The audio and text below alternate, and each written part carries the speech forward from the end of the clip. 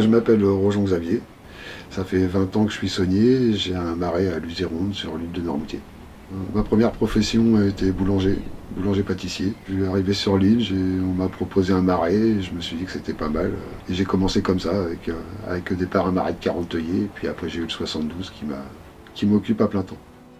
J'ai refait le circuit de A à Z, sur papier au départ, et puis après à la pelle et à la boîte. J'ai tout dévasé petit à petit sur 4 ans. Je commence par tirer mes œillets le matin, une partie le matin et une autre partie l'après-midi.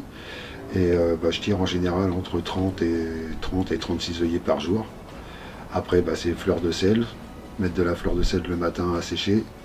Là, à 3 heures, quand je rembauche, c'est trier la fleur de sel, ramasser la fleur de sel qui est dans les œillets que je dois tirer, finir de tirer mes œillets, et puis après ramasser la fleur de sel qui est sèche pour la trier, la mettre en sac. Et puis entre les deux, il y a mon employé qui brouette les 30 ou 36 tas qu'il y a sur le marais. Les réglages prennent un temps fou aussi le soir. En général, c'est là-dessus qu'on termine. Donc c'est attendre que tout se remplisse, que tout soit bien pour le lendemain. Il ne faut pas se louper, parce que pour faire du sel, il faut de l'eau salée. Voilà. Et du coup, comme on part quand même à 36 grammes de sel par litre d'eau, et après c'est en bassin, ça passe de bassin en bassin.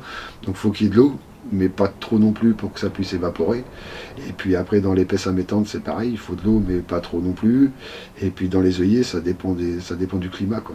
Ça dépend vraiment du temps, quoi. Il y a des journées où quand les vents sont nord-est, ça évapore beaucoup plus que sur les vents de nord-ouest. Après, il y a le moment de la saison qui est important. En mois de juin, les journées sont les plus longues. Du coup, il y a plus d'évaporation qu'au mois d'août où il y a de la rosée le matin.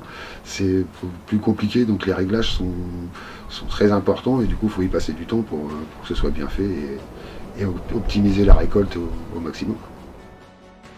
Moi, je tire du gros sel comme les gens avant moi, il y a 100 ans, faisaient la même chose, quoi. C'est vraiment un produit naturel. On a seulement fait évoluer le matériel pour que ce soit plus facile pour nous. Dans l'avenir, je pense qu'avec tout le travail que j'ai fait dans mon marais, je resterai dans mon marais jusqu'à ce que physiquement je puisse plus. On ne sera jamais riche, mais je ne changerai en rien ma qualité de vie pour autre chose, c'est sûr.